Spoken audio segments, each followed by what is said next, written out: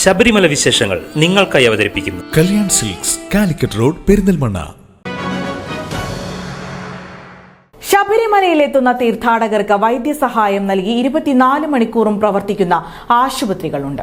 മല കയറുമ്പോൾ തളരുന്നവർക്ക് കരുതലിന്റെ തണലൊരുക്കുകയാണ് ഈ ആശുപത്രികൾ. സന്നിധാനം, പമ്പ, നിലയ്ക്കൽ, എരുമേലി തുടങ്ങിയ കേന്ദ്രങ്ങളിലും പത്തനംതിട്ട, കോട്ടയം ജില്ലകളിലെ പ്രധാന ആശുപത്രികളിലും അയ്യപ്പ ഭക്തരുടെ ചികിത്സയ്ക്കായി പ്രത്യേക സൗകര്യങ്ങൾ ഒരുക്കിയിട്ടുണ്ട്.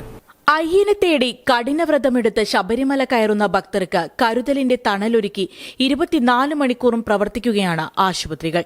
തീർത്ഥാടകർക്ക് വൈദ്യസഹായം ആവശ്യമായി വന്നാൽ വിപുലമായ സൗകര്യങ്ങളൊരുക്കി സന്നിധാനം, പമ്പ, നിലയ്ക്കൽ, എരുമേലി തുടങ്ങിയ ഇടങ്ങളിലാണ് ചികിത്സാ കേന്ദ്രങ്ങൾ പ്രവർത്തിക്കുന്നത്. കൂടാതെ പത്തനംതിട്ട, കോട്ടയം ജില്ലകളിലെ പ്രധാന ആശുപത്രികളിലെല്ലാം പ്രത്യേക സൗകര്യങ്ങൾ ഒരുക്കിയിട്ടുണ്ട്. പമ്പയിലും സന്നിധാനത്തും പ്രവർത്തിക്കുന്ന ജനറൽ ആശുപത്രികളിൽ വിദഗ്ധ ചികിത്സ അടക്കമുള്ള സൗകര്യങ്ങളുണ്ട്. നീലിമല, അപ്പാച്ചിമേട എന്നിവിടങ്ങളിൽ കാർഡിയാക് സെന്ററുകൾ സജ്ജമാക്കിയിരിക്കുന്നു. ചരൽമേട, കരിമല എന്നിവിടങ്ങളിൽ താൽക്കാലിക ഡിസ്പെൻസറികളും പ്രവർത്തിക്കുന്നുണ്ട്.